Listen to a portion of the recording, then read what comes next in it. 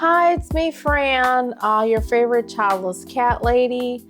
I still love tacos, but that's an old joke. But I am still your favorite childless cat lady. I have a dog, 2 cats, and I may get another dog this weekend. So I am becoming a new dog mom once again. Hey, listen, all right, you're my favorite new dog mom. Oh, let's see if I get another dog, y'all. It's a Japanese Spitz. You know, actually, Fran, I think that's great because this wine will speak to you then. It's called Crowded House. Also, my apartment is about 756 square feet, y'all. So it's not small, but it's definitely not big enough for 4 pets. But yeah, it is about to get crowded.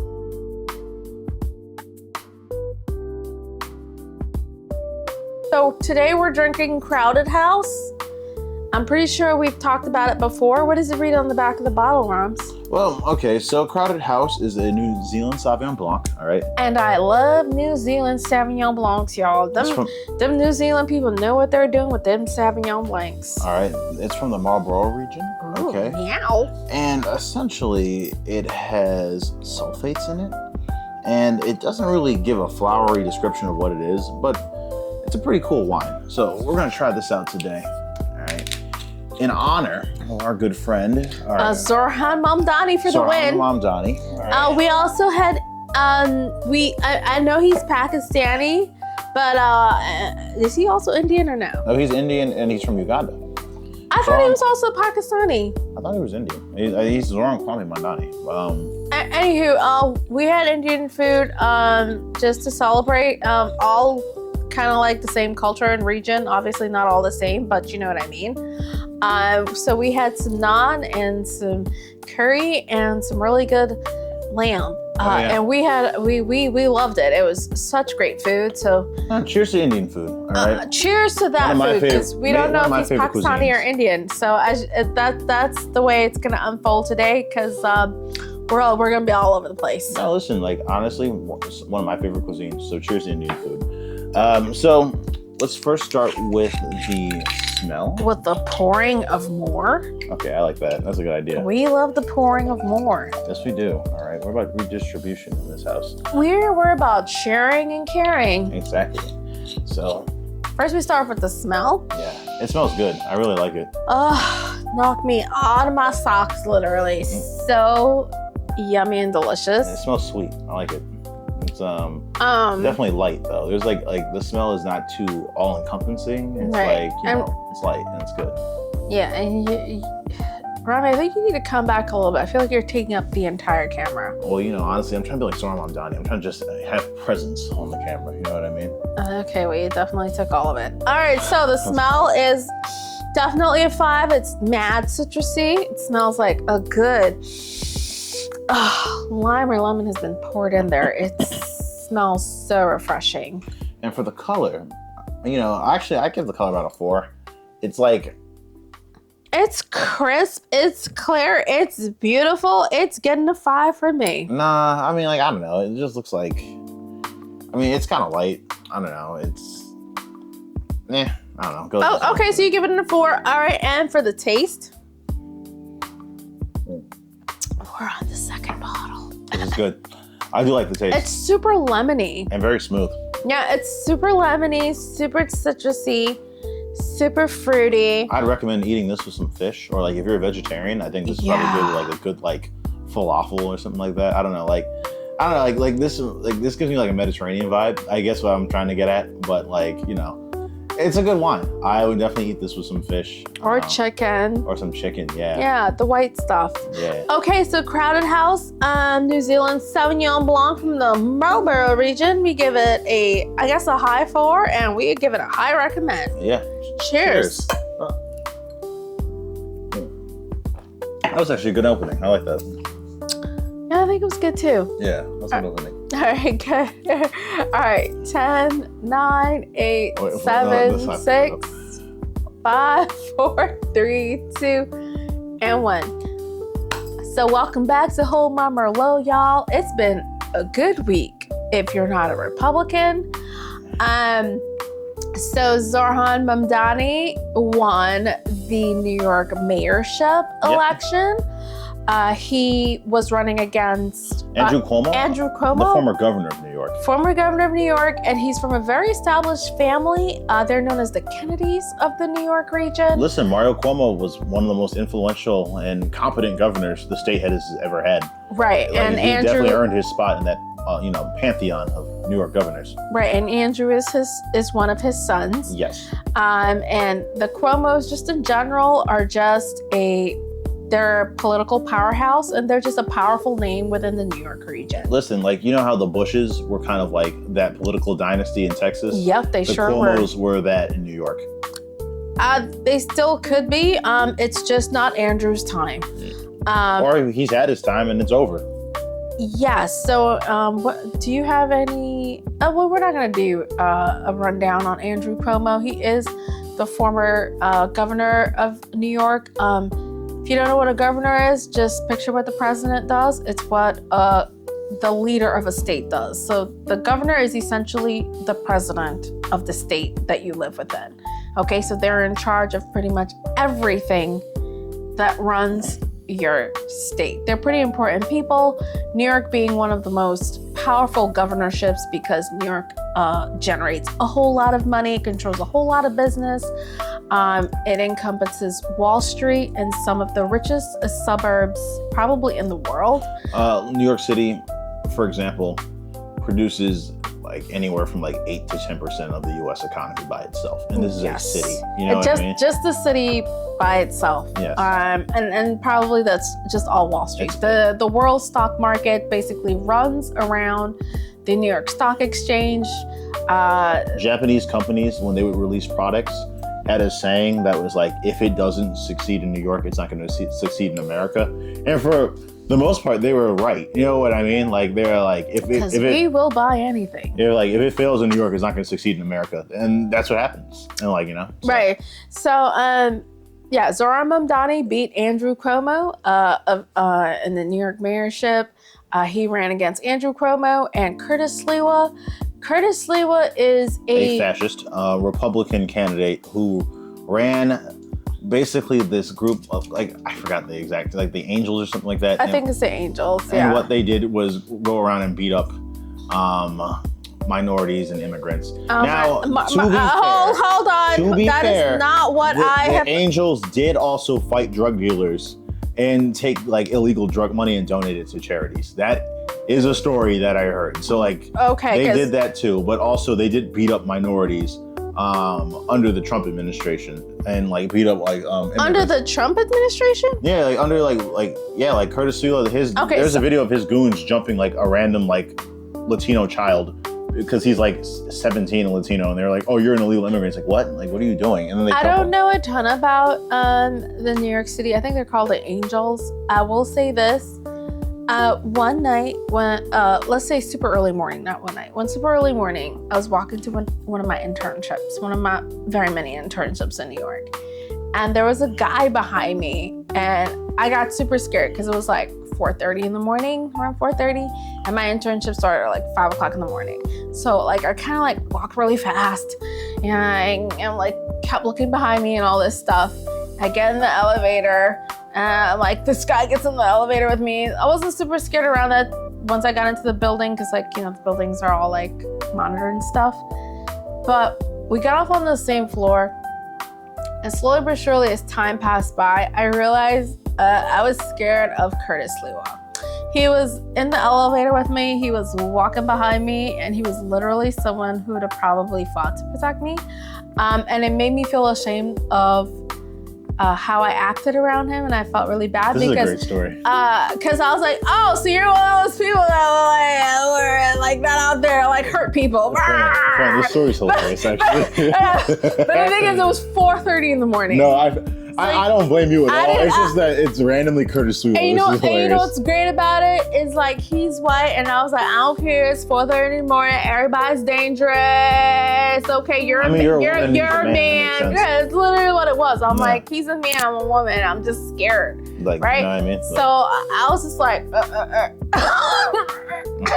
But anyway, Curtis Sliwa was on a I want to say a talk radio show with one of his partners, who I want to say were also civil rights fighters. I think they did a lot of free work for civil rights groups and civil rights cases. So let's not downplay it. And just to be fair, like I didn't do a ton of research. All right, this is just what I know, just as someone that lived in New York for like 10 years. That Curtis Lewa is one of the good guys.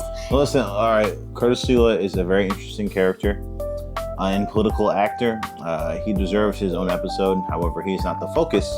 He won't get his own episode because I'm not that interested in doing an episode on him. But there we go. Today is somebody who deserves their own episode, right? Because this man has brought to the light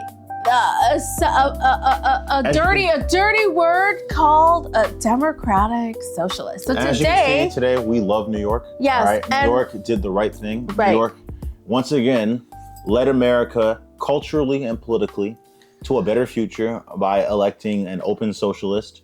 All right, America's an open largest city. Socialist. Jesus, you made it sound like you were saying such a dirty word. No, listen, I'm an open socialist. So like, you know, Zohran Mamdani, a socialist, is now the head of one of the most capitalist cities on the face of the earth, and New York is going to be better off for it. So let's hope. And Zohran Mamdani's campaign, by the way, was literally about making New York City affordable. Yes. He wants to make the buses free, and he wants to make... he wants to provide free grocery stores, or not free grocery stores, basically government-run grocery stores that sell groceries in areas where there are food deserts. And also he wants to make childcare free. Well, New York, and here's the thing, New York already has that program.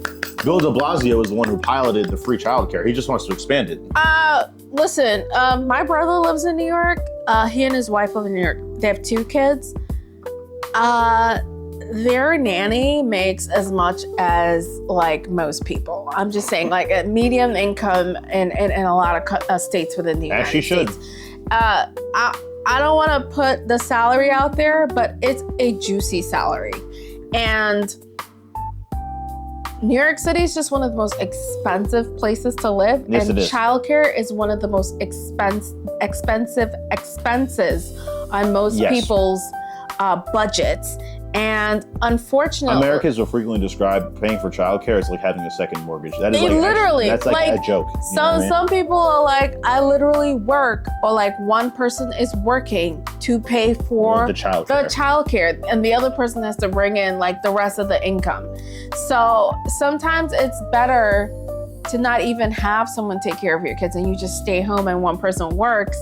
But a lot of the time, who can afford that? Like, even if you make like $400 or $500 extra with having a caretaker in the house, and you're blowing through like $3,000 or $3,500 a month trying to take care of your kids, it's better to have that little bit of extra money rather than like stay home and not make that extra money. So childcare in the United States is super duper expensive. Yes, it is. And Zohran Mamdani wants to make it basically free. And I am here for that. And all he wants to do, as far as I know, is raise taxes for the most wealthy in New York by 2%. And because of that, how many people did they say we're going to leave New York if he wants the mayorship? They say that 1 million people are going to leave New York City due to... Are there even 1 million millionaires in New York? I mean, here's the thing. So let's go into a little bit of New York history.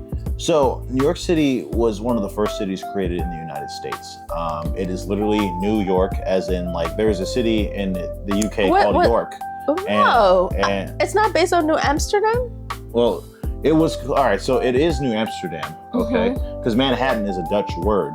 However, when the British basically took over the city, they renamed it New York. So it was New Amsterdam and then it became New York? Yes. Okay. So New York's had a bunch of ups and downs.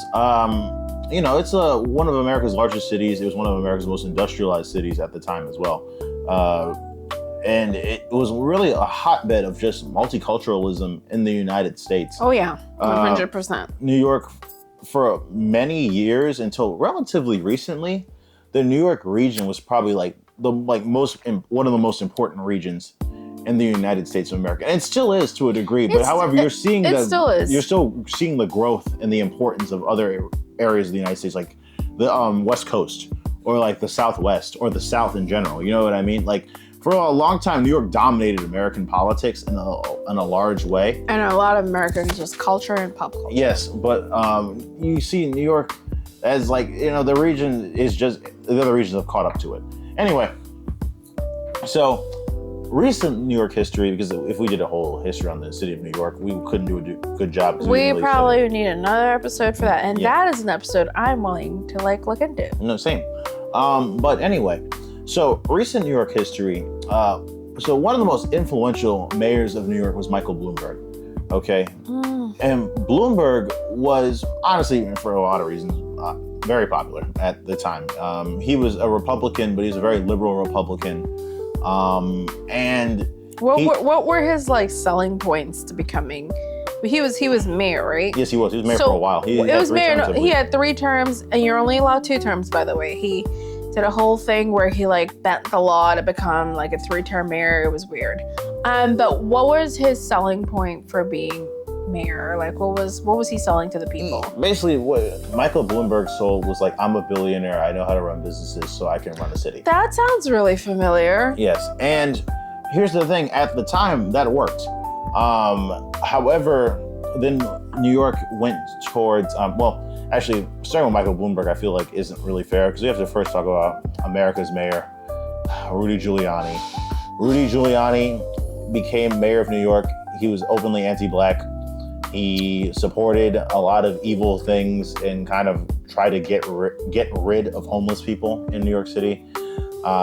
He led this new theory called broken windows policing, which really just means bully Black and Latino areas.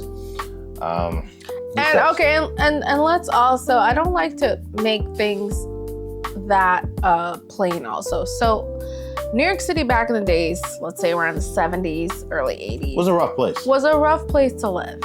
And it was there was a lot of drugs, there was a lot of crime. No, my mother lived in New York. She told me how her car was broken into one day my mom lived in New York in the 80s. She worked for EY. That's Ernst & Young. Yeah, she told me her car was broken into, and then she said one time her apartment was broken into. She said it was scary. So it was a scary place to live. I mean, and if you look at movies, if you look at the movie Coming to America, and you look at some of the scenes in Queens and Manhattan, it wasn't a super safe place to exist. And when Mayor Giuliani came in, yes, I mean, he had some racist policies, but one of the things he basically did was he was just we're gonna clean up the city. He's I don't care how we do it, we're gonna clean it up. Now understand that a lot of the drugs and a lot of the guns and a lot of the poverty that was there was also basically it was on purpose. It was not something that the people did to themselves. Okay, drugs and guns just don't come into your neighborhoods. Yes. All right, they come in through some way, wink, wink. All right, so sometimes it's sponsored by the people that are supposed to protect you. The CIA. And Rami, we are not saying things like that. It's sponsored by people that are supposed to protect you. And let's just say Giuliani came in and he was I don't give a fuck, we're gonna clean this place up. And one of the ways he was gonna clean that place up is that he was gonna mandate laws that were really, really extreme. So one of the things he put in place was stop and frisk. And they just stop and frisk mostly Black and Latino men. Despite research showing that the men who most likely had illegal weapons on them were white men. Right, and stop and frisk was so racist that a Republican judge said it was too racist and then got rid of it. Right, and they put a lot of Black men and Latino men in jail through that program. Yes, they did. Okay, and it was a really bad program, and but to some extent, it did clean up the city. All right, and it's not that it was fair, right? Because it was all state sponsored and then state sponsored once again to clean it up, right? No, I don't think it works because It worked in the sense that eventually the city did become safer on me. So some of the policies did like work. And it's not to say that it was fair. I'm just saying that it worked. It's sad to say, but like they went in there and they put in place a lot of laws that were super, super strict, and they just cleaned up the neighborhoods. But here's the thing. Bloomberg and then Giuliani and then Bloomberg. And we're also really going super far into tangents because we're trying to talk about Zohran and Mamdani. Yeah, so I'm just like, let me body this for a minute. All right, let me just lock in and get this done. Okay. Mm-hmm. All right, so for 1 minute, all right. Basically, what happened was the city got more expensive under them. And as a result, this kind of was try to Bill de Blasio, the socialist mayor who they elected before, tried to address this, but de Blasio just like, he was a very, very mayor for a variety of different reasons. He was a socialist, but he kept trying to appeal to the police, and the police didn't want to work with him, and blah, blah, blah. So after him, we get Eric Adams. And, it pains me to say this as a black Eric Adams was clubbing, honey. Eric Adams is one of the dumbest, most incompetent, and honestly deranged people to ever become mayor of anything. Wasn't he a former police officer? Adams was a former police officer who was accused of raping one of his own subordinates in the police force. Oh my goodness. I did not know. Eric Adams was caught repeatedly taking money from the Turkish government. Literally, a foreign government was bribing the mayor of literally America's largest city. Crazy stuff. Eric Adams was caught deleting files that were important towards an FBI investigation into him. He was caught on tape taking a bribe. Like, Eric Adams, if he didn't bow down to Trump and literally get on his knees and say, "Trump, save me," he would have been in federal prison. Wait, was he pardoned? Yes. Trump basically canceled the investigation against him. Oh my God. And Eric Adams, here's the thing. Eric Adams won because the left politicians at the time who were running against him didn't coalesce around one candidate.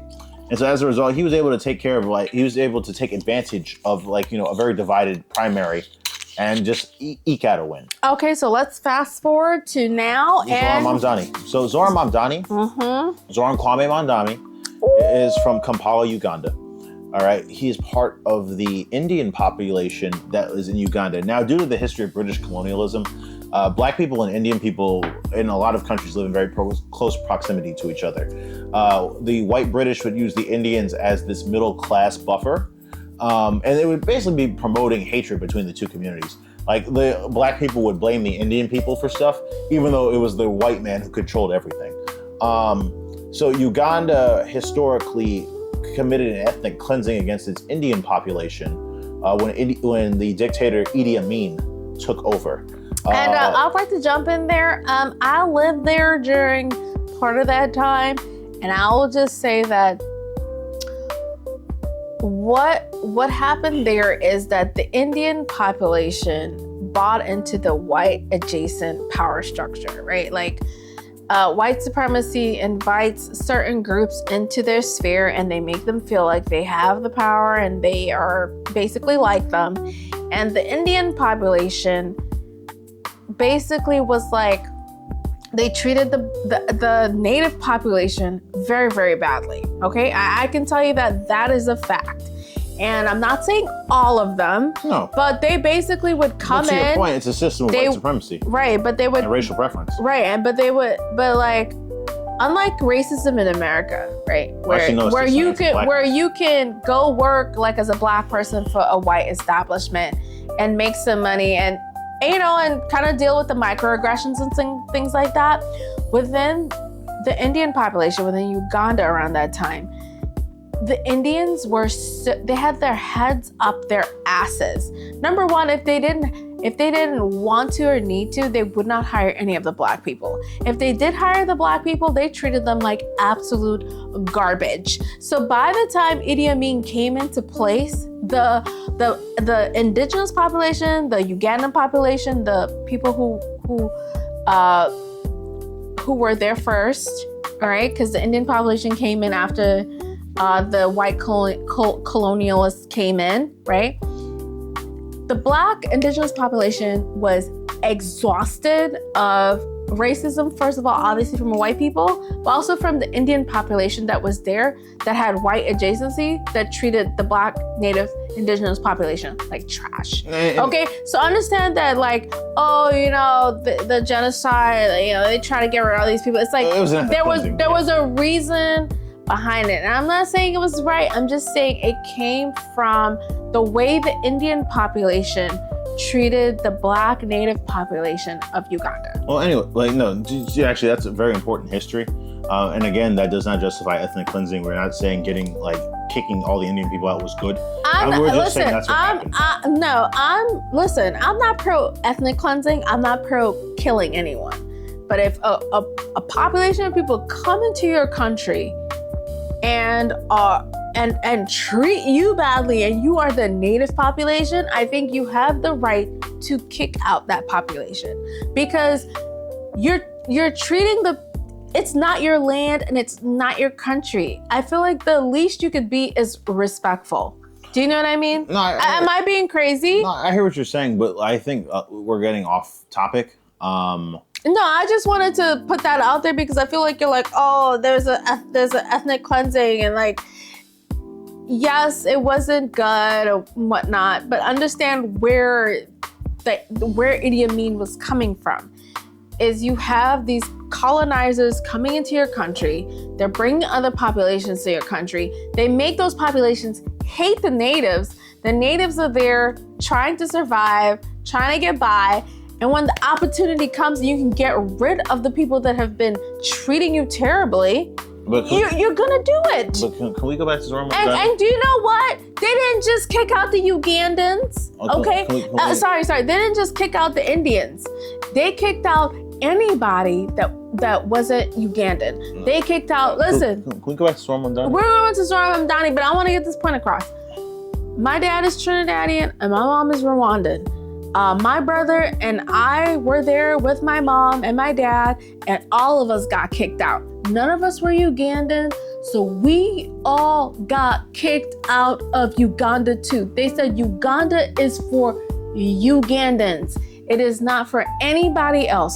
So when they kick out Zohran Mamdani and his family, they kicked out other people like me and my mom and my dad and my brother that look Ugandan. Okay, well, thank you for that. All right. You're welcome. Anyway, all right. So Zohran Mamdani and his family came to New York City, okay, where Zohran Mamdani was born, okay? And he had a pretty conventional life growing up. He was a rapper for a few years. What? He openly says himself. That's real? Yes, he was. He says himself that you can watch his music, but... I saw some stuff online, I didn't believe it. No, exactly. I thought it was AI. However, one thing about Zohran, he never promotes his own music, which I think on some level he realizes his level of skill. Time to look it up.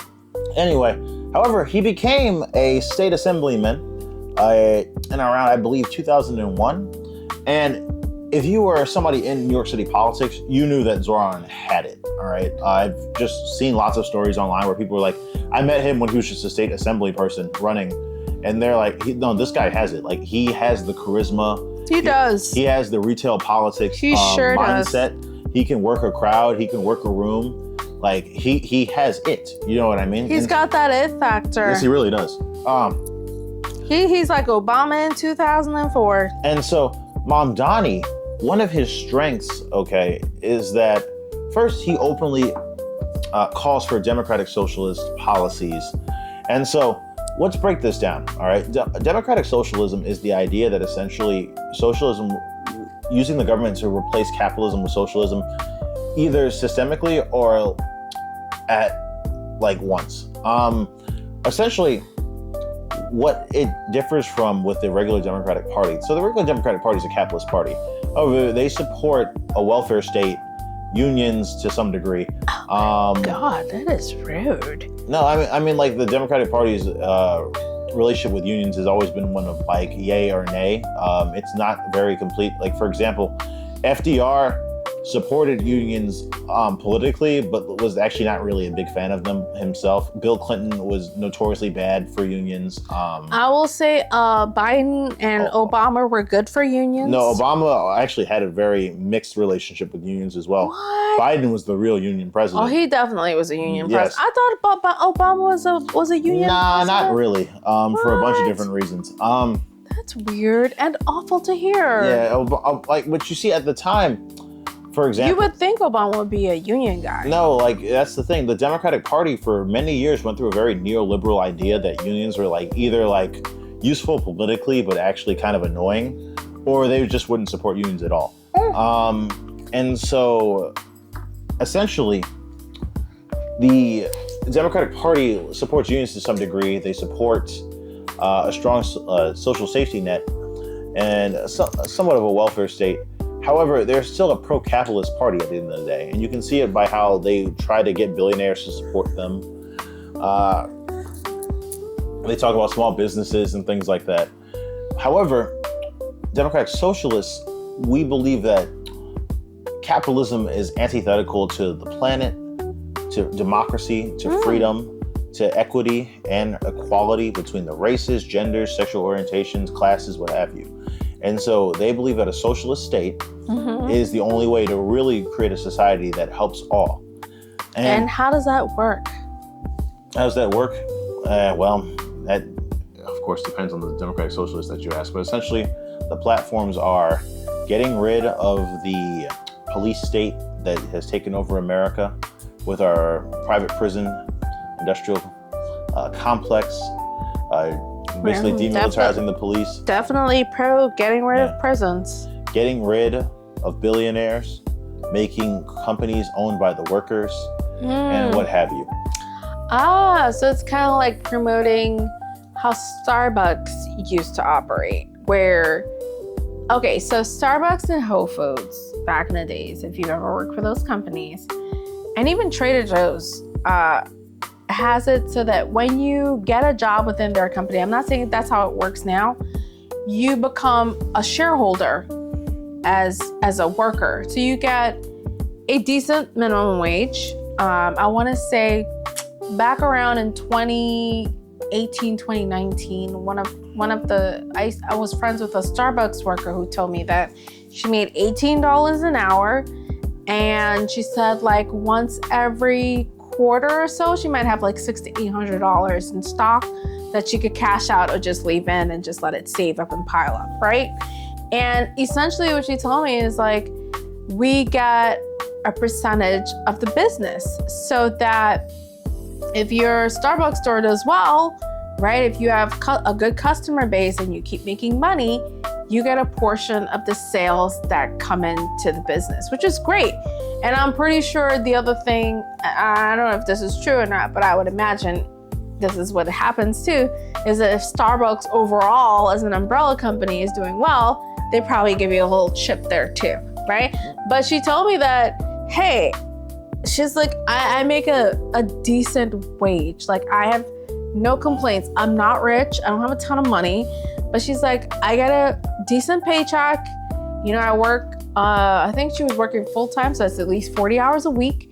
And about $600 to $800 every quarter, or maybe even more, was coming in from stocks, from owning a part of that Starbucks particular location that she was working in. Yeah. So is that socialism? I mean, sort of.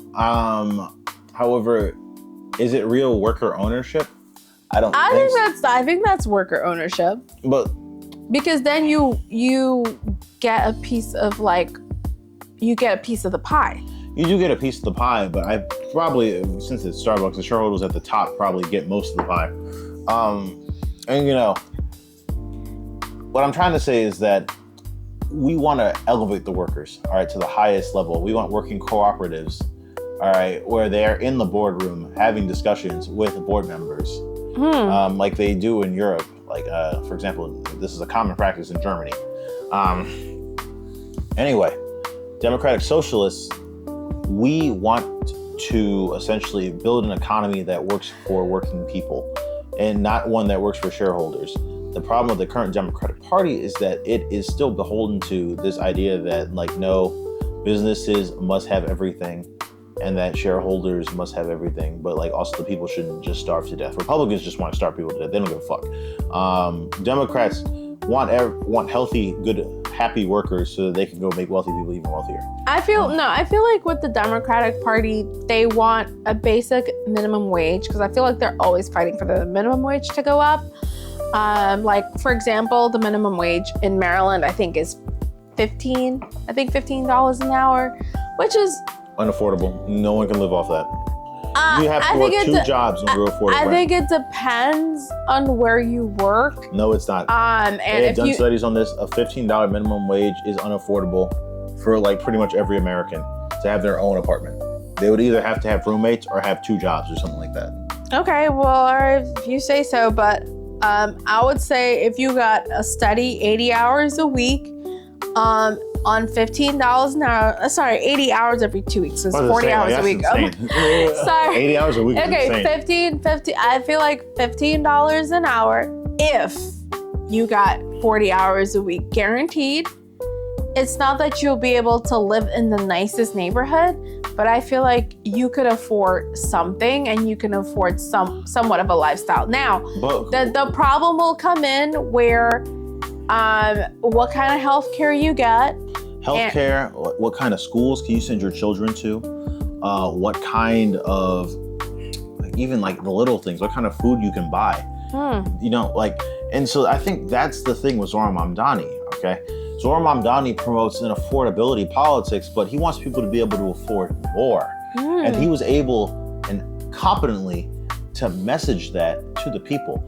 And so he sure was. Zohran Mamdani, at first, he was an unknown figure. However, he was able to really rise through the ranks in the Democratic Party. I'm not in the Democratic Party, in the Democratic primary, through really a very good media campaign, but also his authenticity. Yes. And then also his politics of affordability. Mamdani was able to pick up early on that the politics of affordability is the politics that wins. Yeah, it wins. Not only in New York, but around the country. Yeah. You even have Republicans like Speaker of the House Mike Johnson talking about how Republicans need to become the affordability party. Because America's expensive. Yeah, seriously. America is expensive. Yeah. It truly is. It's one of the most expensive countries on the planet.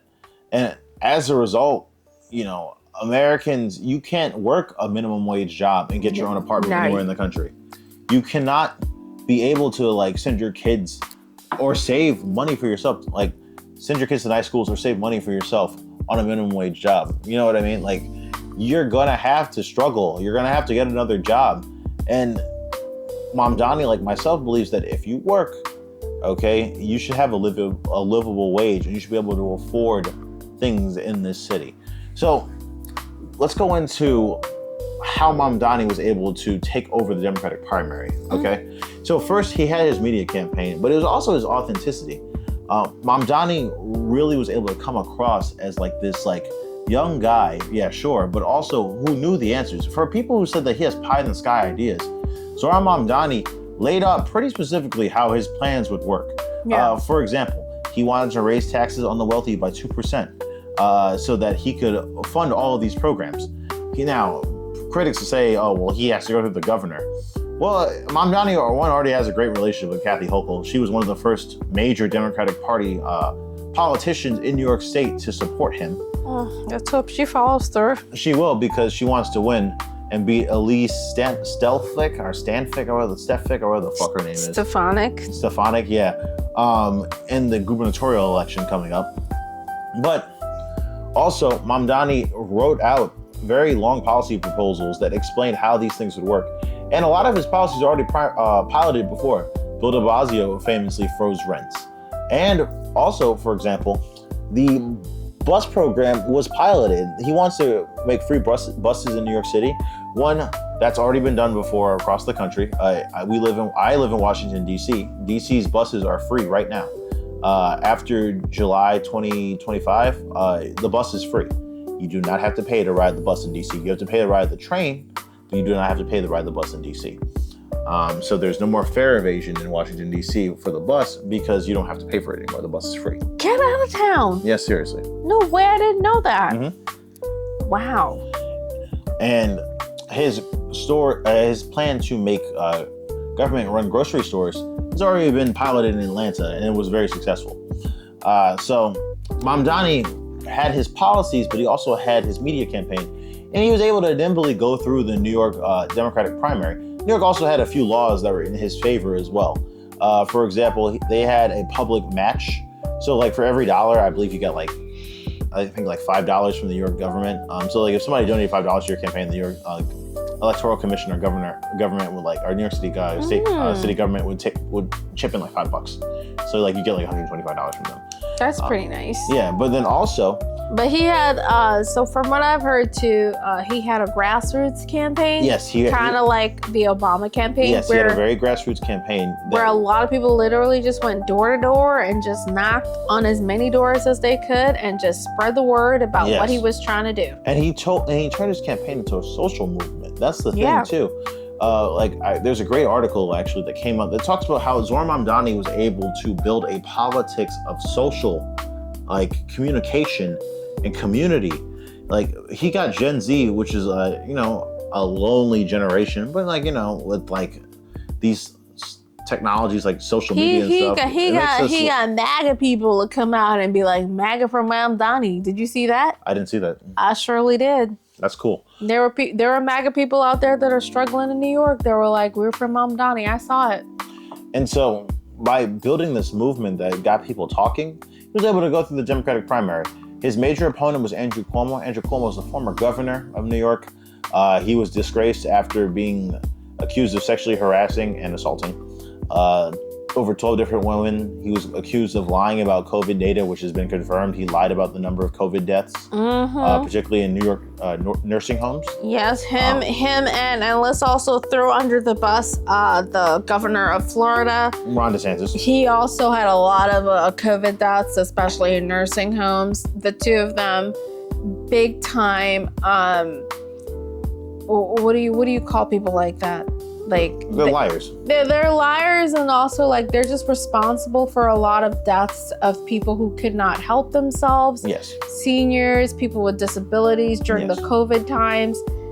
And they lied about the numbers, both of them. And essentially, Cuomo, after being disgraced, resigned, and he wanted to revitalize his political career. So he announced that he was going to run for the mayor of New York City. Which is literally so dumb because Cuomo has not lived in the city for years. Also, you don't go from governor to mayor. You go from mayor to governor. Well, that's true. I agree with that. Or you go from mayor to senate to governor, but you don't go from governor to mayor. But if you're on your last legs, that's all you got. And so he came to New York as a carpetbagger, trying to essentially become mayor so that he could stay in the political spotlight. In the spotlight and the limelight. He wanted. I feel like Cuomo's that cool kid. I'm real old, y'all. So I'll graduate high school in 1998. I feel like Cuomo was one of those kids that was cool, in my time, 1998. And it's 2025 and they're still at the clubs, well, I'm black, so I'm they still have cornrows, but they've got gray hairs in their cornrows and a fucking bald patch. And all good up in the club? Yeah, all up in the club, still got saggy pants. And you're like, what are you doing here? Why aren't you married, with kids? I'm just saying, that's how Andrew Cuomo is coming about. He's trying to live out his heydays, and it's dude, your heydays are over. Yes. You need to do something else. You could write a book, do a book tour. You could start a foundation, like the Obamas. You can go give speeches at universities. You can do a whole lot of other things, but your political days are finished. Yes. And so Cuomo lost the first primary election between him and Mamdani. And New York City is very blue. It's one of the bluest cities in the country. So the Republican Party there does exist. Curtis Sliwa was the candidate for the Republican Party, but essentially whoever is the Democratic primary leader becomes the mayor. So Mamdani continued to campaign, telling people to come out and support him in November, despite the primary victory. Cuomo at first seemed like he wasn't going to run. It seemed like he accepted that he lost. And he actually seemed... And he came right back. No, and at first he seemed somewhat conciliatory to Mamdani, saying, like, listen, the Democratic primary voters voted. I lost. Mamdani, if you go on and win, you know what I mean? Like, he seemed like that. However, billionaires such as Bill Ackman, one of the dumbest billionaires in the country, a man who writes 1,000-word tweets whining about either something political related to Mamdani or just dumb shit in general. Talking about how sounds like somebody else we know, but we're not going to say any names. Talking about how Mamdani will ruin the city. Then you had others like 50 Cent saying Mamdani is not good for New York because guys like him will be affected by Mamdani's policies. And it's like, well, 50, yeah, you come from the project, sure, but bro, you're also a millionaire. No one cares. Fuck off. And so they pushed, not 50 Cent per se, but Bill Ackman definitely pushed Cuomo to run as an independent because he had a chance to beat Mamdani in the general did you say election. 50 Cent was anti-Mamdani? Yes, he was. Oh, God. I want to say Curtis was anti-Mamdani. Nicki Minaj, too, I think, came out. Yeah, probably. She most likely was. Yeah. Nicki Minaj is functioning Republican. Weird. Yes. Mamdani continued to run anyway because he won the primary, of course. And he then had to go up against Cuomo and Curtis Sliwa to a lesser degree. Mamdani, however, was able to win primarily, again, due to his media campaign and his social movement around his, political campaign. But also, the Cuomo politics didn't really exist. Folks who supported Cuomo didn't really generally support Cuomo. They just hated Mamdani for various reasons. The Cuomo campaign frequently tried to use Israel against Mamdani, saying that since New York City is one of the largest Jewish cities in not only the United States, but also the world, there are more Jews in New York than there are in Israel, the country. Mamdani being a Muslim and pro-Palestine would somehow be anti-Semitic, even though there's no history of Mamdani saying anti-Semitic comments. And it did not work. Yes. Mamdani had the support of prominent Jewish New York City politicians such as Brad Lander, the city comptroller, who was also polled very well in the primary as well. Progressives also supported Brad Lander. Me personally, I also like Brad Lander. If Mamdani didn't win and Brad Lander won, I would have been completely okay with that. You know what I mean? But anyway, Mamdani, however, was able to fight off those criticisms by really keeping his politics to New York. He would defend Palestine. There were some situations such as globalize the Intifada, which he did walk back slightly. Because the What Intifada, does that mean? So the Intifada is essentially the resistance against Zionism and Israeli secular colonialism. Oh my God. However, it is a phrase that's used heavily by Hamas. If for viewers who don't know, Hamas is a Palestinian, and this depends on your politics, they're either a terrorist organization, they do commit terrorist acts, or they're a rebel group if you are, in favor of Hamas. But can I just jump in there and say that what Mamdani did in New York was basically keep bringing it back to New York. We are not talking about Israel. Yes, I'm the mayor of New York. I'm pro New York. I'm about New York. I'm about the issues of New York.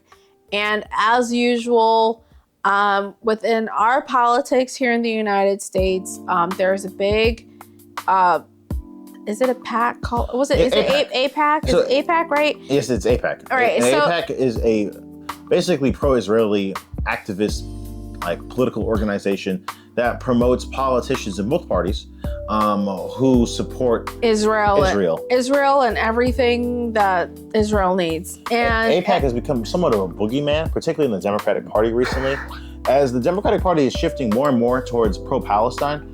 And it's interesting actually to see because during the Obama years, most Democrats were pro-Israel. I was pro-Palestine, personally, me, Rami Jackson. However, I can openly admit that like I didn't see it as a very important like issue for me at the time. I was just like, you know, I thought it was something that people could just, I guess, to a degree disagree on. Much like Ta-Nehisi Coates, I didn't really understand the entire crux of it until I started getting more and more into leftist politics. And then I was like, no, this is like, and also I went to Israel and I saw how Arab people were treated in Israel. I was like, this is Jim Crow.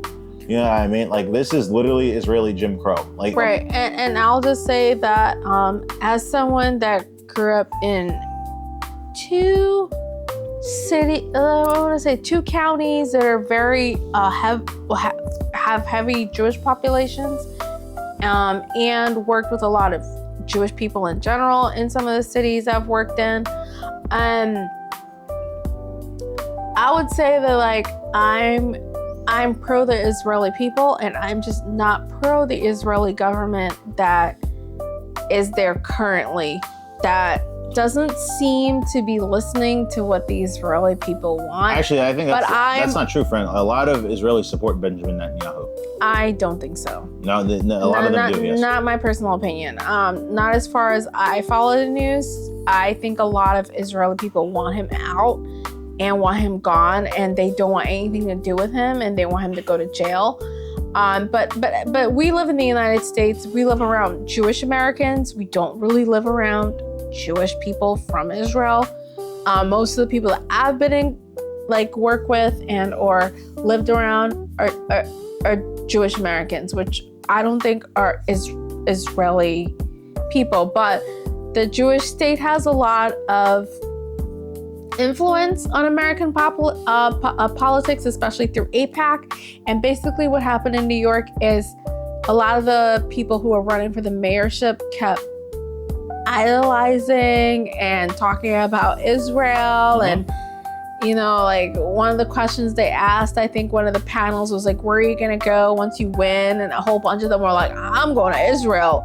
And Mamdani was just like, I'm gonna go like visit the boroughs or something like that. And he said, I'm the mayor of New York. Why am I leaving the country, essentially? Right. And it made New Yorkers ate that up. Like, of course. Like, why would you be going to Israel? But the people who were on the panel that said, I'm going to Israel, they really thought they did it. They were just like, I'm going to Israel. They put it down. They're like, oh yeah, I'm going to Israel. I'm going to Israel. And Mamdani's like, wait, no, I'm not going to Israel.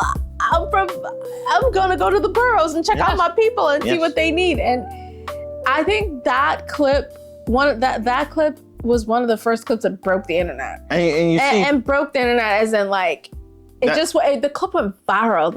It went viral. Even Republicans, like, you had Republicans, like, for example, I think Ben Shapiro being like, I don't agree with Mamdani, but like, Tucker Carlson was like, I agree with Mamdani, but like... because Ben Shapiro would totally be for it. Yeah, I know. Like, Tucker Carlson's like, I don't agree with Mamdani, but like, that's the right answer. And I'm like, yes, I agree. I'm the mayor of New York. I don't give a fuck about any other country. I'm going to be the mayor of New York. You know what I mean? And in general, the United States is kind of pivoting away from Israel, and not even necessarily towards Palestine, but definitely away from Jewish, like, and like, just, what do you call it? Like, placating to the Jewish base or the Jewish AIPAC. No, not the Jewish base, the Zionist base, because there are many Jews that do not agree with Israel.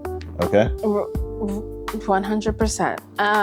And yeah, we're just moving away from it. Yes. We're moving away from, and I would like to say maybe just moving away from Christian nationalism. Yes. Because that's where that comes from. I mean, one of the things that, you know, if you go to churches and especially, well, anywhere pretty much, I mean, they always talk about how Jesus was a Jew from Israel. And I think that's where a lot of the Christian nationalism / kind of like love for Israel comes from, is that Jesus was a Jew. And I feel like a lot of Americans feel like we must protect Israel because our Bible, like the book that tells you everything These are evangelicals. About everything. Evangelicals believe that Israel will be the site, essentially, of like the coming again of Christ. No, but that's a lot of Christian-based theology. And as a result, they think that we have to protect Israel at all costs so that this can happen. Right. It's like, honestly, actually batshit insane, and something that American politicians should talk more about. How we have like an entire, essentially like cult mindset towards Israel that is based on nothing but religious dogma. But to get back to Zohran Mamdani. Yeah. So Zohran Mamdani recently won the election. You sure did. He beat Andrew Cuomo again because mostly because Andrew Cuomo didn't really have policies. And he's a washed up politician. He's washed up, but also like real. the Cuomo campaign didn't really have any ideas other than we're gonna just have more police. And I'm sorry, I think you can't be pro state security forces when ICE is threatening to invade every city in America and you see people being arrested off the streets. It's like, no, Americans don't like ICE, Americans don't like that, and so they're not gonna vote for more of that. But what Mamdani's victory proves, though, is that it's time for a change in the Democratic Party. Yeah. And so Zohran Mamdani is part of this new wave of DSA-backed. What's DSA, Roms? The Democratic Socialists of America, all right? It's an organization started in 1982 by Michael Harrington, who was a noted socialist author and activist and what have you. So the DSA kind of waffled around between 5,000 to 6,000 members from the 80s to really like 2016 when Bernie Sanders put the organization on the map. Now, Bernie Sanders is not a member of the DSA. He is not a member. However, he's a fellow traveler, a socialist, and has spoken highly of the DSA before. So what's his party if he's not a Democratic Socialist? He's technically an independent, but he's like pretty much one of the most left members of the Democratic Party. I always thought he was a socialist. No, he is a socialist. He openly says that. So maybe I thought he was a Democratic Socialist. No, he's not a Democratic Socialist. He's a straight up socialist. Okay. Essentially, though. What's the difference between a socialist and a Democratic Socialist? That's actually a good question. Maybe for another day? I would say so, but like Democratic Socialists believe in the democracy aspects of socialists. Like the democracy aspects of like a government that is a socialist government. Socialists don't always believe in democracy. Many socialists, or not many, but like some socialists believe that like, oh, I don't really care. Like if there's an authoritarian state that manages socialism, but like as long as we're socialists, it's good. Democratic socialists believe that no, socialism can happen, but workers and people and citizens should have the ability to vote for the various socialist policies that the government implements. Okay, so maybe like we should end this episode by talking about like what's the difference between a Republican, a Democrat, and a Democratic Socialist. Well, I mean, because that way, like, I feel like we haven't really differentiated between them, and I think it's really important that we get that across in this episode. I mean, all right, then let's do a lightning round right now. Republicans believe in unfettered free market capitalism. They support billionaires. They support racism, misogyny, homophobia, and an authoritarian government that rounds up brown people and then checks children for their genitals. Like Republicans are Nazi fascists. That's okay. Wow. Okay, continue. Democrats are left of Republicans. They're more of a centrist, but leaning more and more towards the left party. They support a social safety net. They support some regulations on capitalism. However, they're still a pro-capitalist party. Yes. And they support more equality, but not necessarily in all cases more equity between like various social classes, races, and what have you. Mm-hmm. Democratic Socialists believe that capitalism is completely antithetical to the concept of democracy. You cannot have democracy with plutocracy, and that as long as there's capitalism, there will always be a threat to democracy. Democratic Socialists believe that a socialist government, one that essentially replaces capitalism with socialism, is the best way to maintain the freedoms and livelihood of everybody. And this is done through a variety of policies, such as like creating worker co-ops, ensuring that businesses and important industries are nationalized so that they can be controlled by the government for the benefit of the people, and policies like that. What Zohran Mamdani wants to do, for example, with creating the government-run grocery stores is an example of a democratic socialist policy. You have the government running grocery stores in areas that are not being served because capitalists feel like they can't make a profit in them. Many of these areas are black and brown. He's going to create these government grocery stores in these areas so that they can benefit from having a grocery store, and the government can provide that. Now, there is a capitalist aspect to this because these grocery stores are not free. People will have to pay. However, most likely these grocery stores will be at a reduced price because many of these areas are some of the poor areas of New York. And so as a result, Mamdani will work to make sure that these people are fed and that these food deserts are erased. That's really good. I think that's a fair way of explaining it, Rams. And I think the interesting thing about the Mamdani campaign is that what you're seeing now is the rise of the DSA within the Democratic Party. Right. We have members such as AOC and Rashida Tlaib. They are both open DSA members. Now, AOC and the DSA have had a bit of a contention. I thought there was a whole squad of people that were. The squad. Okay, so the squad are progressive, but not every progressive is a DSA member. Okay, got it. Like, you gotta be left to be a DSA member. But like progressives are like a middle ground between your average Democrat and like a DSA member. Because like my mother, I would describe her as a progressive. My mother is not a socialist. My mother believes in capitalism. She's very left in her politics, but I would never call my mother a socialist. You know what I mean? Like she was an older black woman who grew up in the 50s and was raised to believe that communism has always been evil and bad.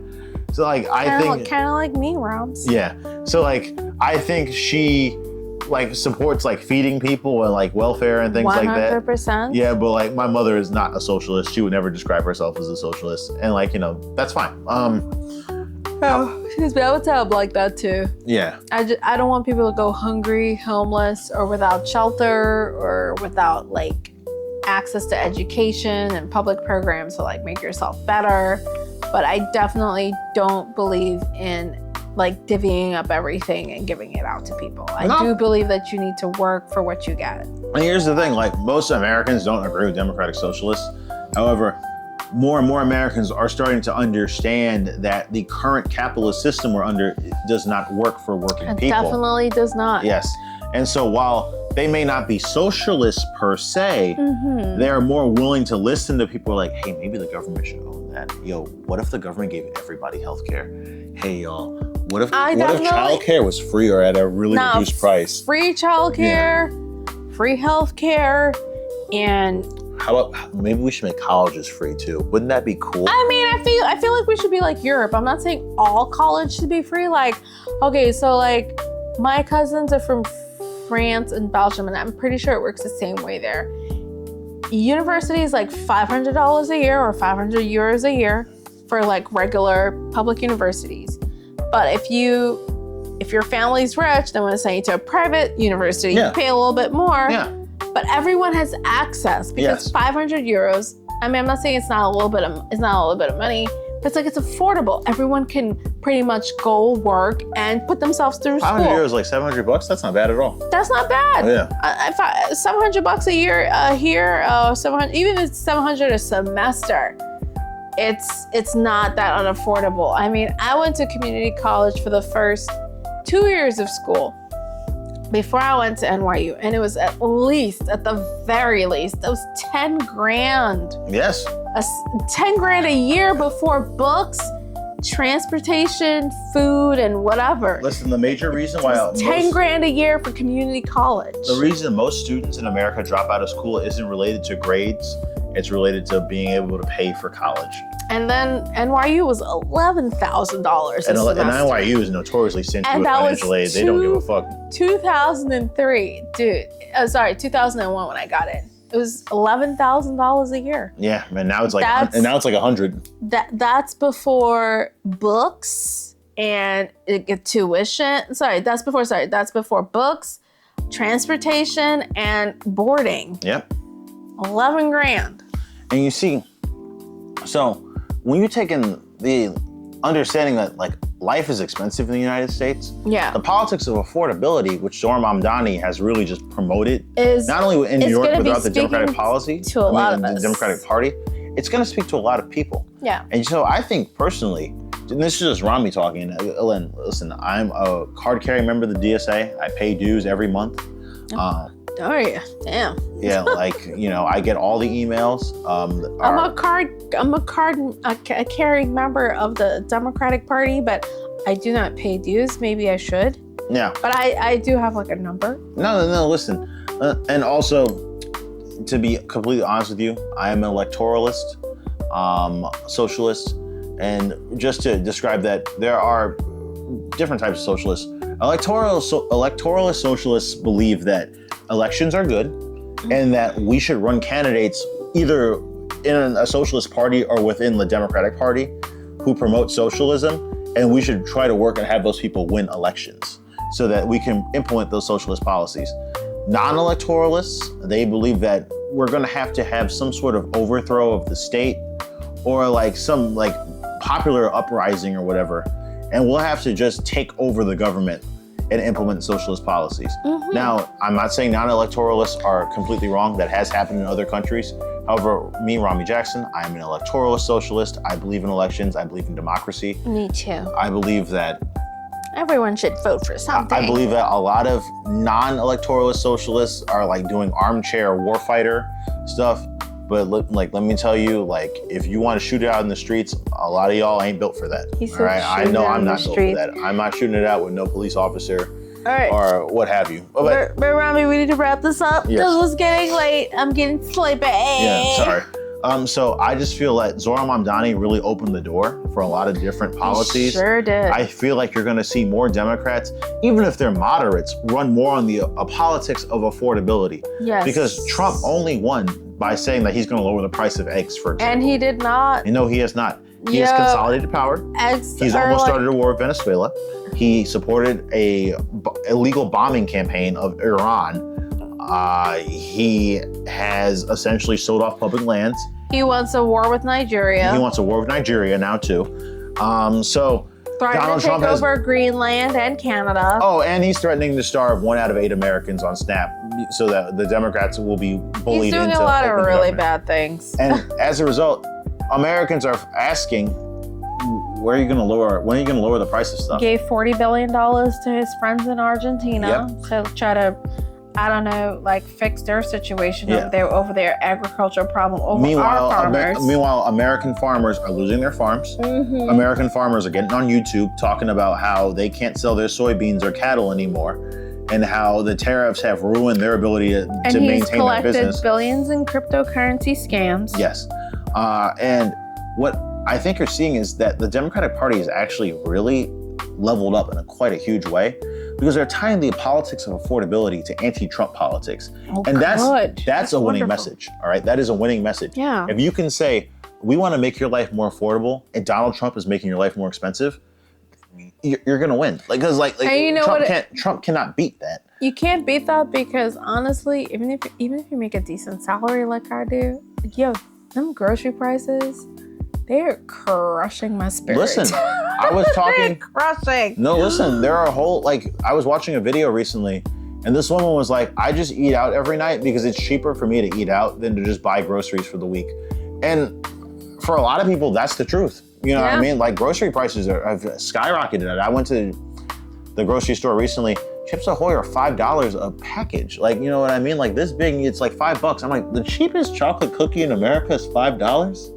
It's a lot of money. That's a lot of money. Like, goddamn. Like, you know what I mean? Like, dude, it's expensive. It really is. Like, it's gotten to the point where I used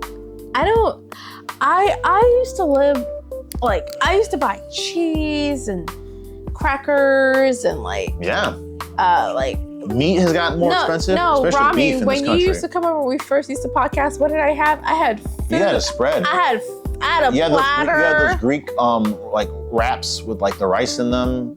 No, yeah, I used to do a charcuterie board, and I used to have food ready for Rami and Marty. Yeah. Right? And that's just the honest to God truth. It's not to say that food was inexpensive. It's just life has gotten more expensive. It was affordable for my salary range. Yeah.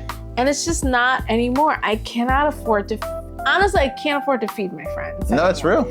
And I do what I can, but I just can't do it the way I used to. Yeah. And I have no children. Okay, I have a dog and 2 cats. So yes, I do have to feed them, but that's not nearly as expensive it is to feed a human, right? Because They're small. But I can't do what I used to. I don't have parties anymore. I don't invite people here anymore. I just don't do as much anymore. I don't travel as much anymore. Life in America has gotten super expensive. And part of the problem is grocery prices are through the fucking roof. They're just too goddamn high. And on top of that, living expenses, like apartment prices are too high. All of our basic needs are just too high. Gas prices are what, $3.79 a gallon in my area? That's almost $4. Who could afford to live with these prices anymore? I think Mamdani did a really good job. Yes. Bringing that point to the front, like, yo, dude, we're fucking drowning in these prices. Yes, yes. And you're not doing us any favors because you're a billionaire living in your castle. You are literally throwing a Great Gatsby party, right? While you're threatening to starve 1 out of 8 Americans. And building a 90 or a 300 million. Oh, it's 300 million now? Because Yes. you know he's stealing some of that money. Oh, of course. It's definitely being It's a $300 million ballroom. Okay. And so I think what you're going to see, even if, like, I would like to see more DSA members and more socialist policies within the Democratic Party. But even if that doesn't happen, you're starting to see moderates take on this messaging of affordability. Abigail Spangelberger, apologies, won in Virginia on an affordability message. Mickey Sherrill, all right? And listen, I'm from New Jersey. I know of Mickey Sherrill, all right? She's a former Navy, she's a former Navy officer, and a moderate. She's a moderate New Jersey Democrat. But Mickey Sherrill was talking about using the government of New Jersey to freeze electricity prices because the cost of electricity has skyrocketed in New Jersey. New Jersey has always had expensive electricity, but it's just gone up and it's almost exorbitant now. And so now she's talking about how she's going to use the state government of New Jersey to freeze prices. That is a socialist policy, using the government to directly interfere with market, with an utility market, in order to ensure that the actual taxpayer is getting a fair deal. You couldn't even imagine a Democrat like Obama in 2008 doing something like that. He would just say something about how the free market should do something. And again, I'm saying, you're seeing socialist policies come out of the mouths of even moderates now. The Democratic Party is moving left. And so while I want to see the DSA win, I do think the DSA is winning the messaging war within the Democratic Party. Sure. Because you're seeing even moderates talking about, well, maybe we should use the government to just freeze electricity prices. And here's the thing, the woman won the election. I supported Mickey Sherrill. I made sure that my friends voted for Mickey Sherrill. Good. I can't imagine Phil Murphy producing a policy like that. And I supported Phil Murphy's gubernatorial campaign. I used to work for the Morris County Democratic Party, which is part of the New Jersey Democratic Party. I supported Phil Murphy's gubernatorial campaign, but Phil Murphy was not that left. So what you're seeing, I think, is a shift of the Democratic Party under Zohran Mamdani and the DSA, particularly and also on the issue of Palestine as well. The Democratic Party has been slowly moving towards Palestine, but Zohran Mamdani is really the first political candidate, other than Rashida Tlaib. We cannot discount her because she did a lot of work to lay the groundwork for this. However, you're seeing Democrats openly say that they don't support Israel. Yeah. Which was and Republicans too. Yes, which used to be a death knell in American politics. What's his name? Obama pushed back. Tucker Carlson and what's her face? Marjorie Taylor Psychotic Green. Now, Tucker Carlson is a Nazi and an anti-Semite. All right. He hates Israel. So is Marjorie. Yes. All right. They hate Israel because they don't like Jewish people. Tucker Carlson was literally kikiing it with Nick Fuentes, an open Nazi, a man who has been on tape cracking jokes about how he wants to put Jewish people in an oven. You know what I mean? Mm-hmm. Yes. They don't support Palestine for authentic reasons. And to the Palestinian movement's credit, they've been doing a lot of good work of removing open Nazis and just anti-Semites from their movement, because you can be pro-Palestine without being an anti-Semite. All right. However, Zohran Mamdani never really pushed back his views on Palestine to appeal to a larger general electorate. Like a good, competent, and charismatic politician, he brought people towards his spot. He did not reel back his viewpoints. And that's another thing that Zohran Mamdani has really shown Democrats. You don't have to meet Republicans in the middle. As long as you stand to what you're saying and stick by your positions, people will move towards you. Like, it's a real thing. I don't agree with him, but he's not a punk, in the words of Jamel Bowie. That's a real sentiment. Like, somebody who's like, I don't agree with what that person's saying, but they're ride or die about it. A lot of Americans will support you if you just stand by your shit. Yeah. But if you're one of these wishy-washy, I'll say anything to get elected, like JD Vance, for example. JD. People ain't gonna respect you. Republicans don't even respect JD Vance. Like, Republicans openly say JD Vance has no charisma and he's actually annoying as fuck to listen to. Because he is annoying as fuck to listen to, he has no charisma. But listen, this episode is running hot. Yes, and it's over today. Yeah, but Rami did such a great job. Can we say that? No, thank you. I appreciate that. Rami really represented for his party. Rami is part of the Democratic Socialist Movement. I hope you learned a little bit about the party. I hope you learned a little about Zohran Mamdani and where the Democrats and Democratic Socialists lean and where we're moving towards as far as the affordability campaign is, I think, coming to hopefully a campaign near you. Well, let's see. Let's end this at lightning round, a minute and 30 minutes. 30 seconds. I think Democrats will win 2026, 2028. But secondly, it's over for the Republicans. I think the affordability politics, Democrats have the secret sauce now. And whoever runs and wins, Gavin Newsom, J.B. Pritzker, Wes Moore, Gretchen Whitmer, whoever runs and wins for 2028, they're gonna just ride affordability into the White House, and I hope so. There's nothing Trump can do to stop it, because Trump is not gonna make shit more affordable. Trump's not gonna be alive in 2020. When's the next election? In 2028?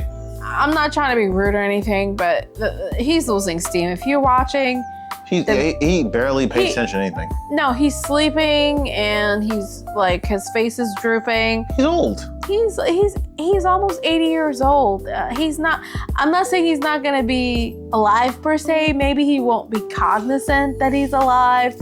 I think he's way past his prime and his time is over in office. I think JD Vance is gonna be given the presidency probably by this January of 2026. You saw it when he was gone, and he basically said, I'm not president yet, but I'm willing to step up if I can. You know what I mean? Because he knows. But JD Vance, I think, is the next president. I mean, through the 25th Amendment and or Trump dies, we don't know how it's going to happen. But Trump's days are numbered. Yes. So I think that whole third term nonsense, the whole conversation about who Trump's gonna run against in 2028 is just a nonsensical conversation. It's just not gonna happen. We need to move on. Yes. So thank you for watching. We'll be back next week with another episode. And, if it ever gets edited. That's on us. All right, bye y'all. Take care, everyone. Peace. Congrats, Mamdani. Yes.